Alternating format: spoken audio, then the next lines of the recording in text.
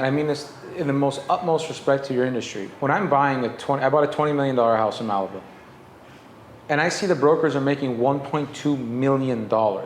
With all due respect, that's a lot of money. To list a house and for a broker to represent, the broker who showed me a house and just walked me one time gets paid $600,000. Right. With all due respect, again, that's a lot of money to show a home. Great, well now I can flip it, right? Flip it. I want to hear the flip side. I saw a house to Ben and Jennifer Lopez. You know, we saw 89 houses, right? How many times I had to wake up on a Saturday, leave my family to go and spend 4 hours looking at properties for a year. On the buy side. Right, so like if I was getting paid by an hour, I think it would be actually more than the percentage that we make. But on the buy side or the sell side? On the buy side, and so is in the sell side, right? Okay. I have a listing right now in Malibu, in Sarah Retreat, that it took me, I put it on the market during COVID for 35 million, and I just opened escrow last week.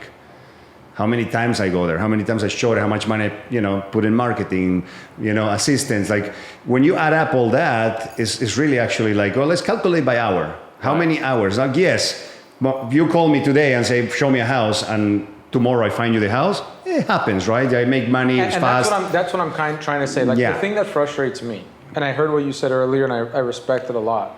If you're able to provide value of giving somebody an off-market listing, you're providing tremendous value because otherwise they can't get to it. My whole thing is if I go on Zillow and I see a house that's on Hibiscus Island for 25 million and I know my budget's 25 million, what do I need a broker for? Right. With all due respect. But you're in the business, right? You can negotiate, you can do your thing. So a lot of people don't know what to do. This is what we're talking about. The negotiation part plays a huge role because how many times you probably got a deal that you got it for way less than what it was on the market and the buyer was willing to pay for that amount.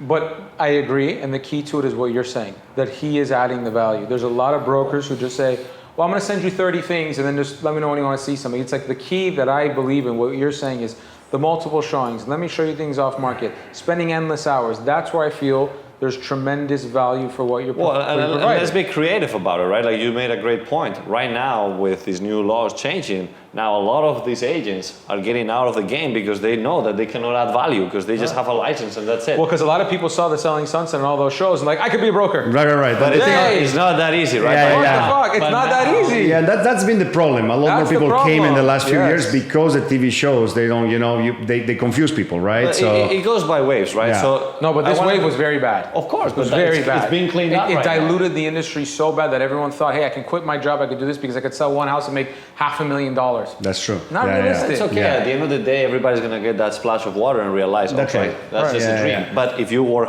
hard and you're consistent, you might get to that point. And there's a lot to go into it, right? Like, let's say you like a house and there's 5 offers in that house, right?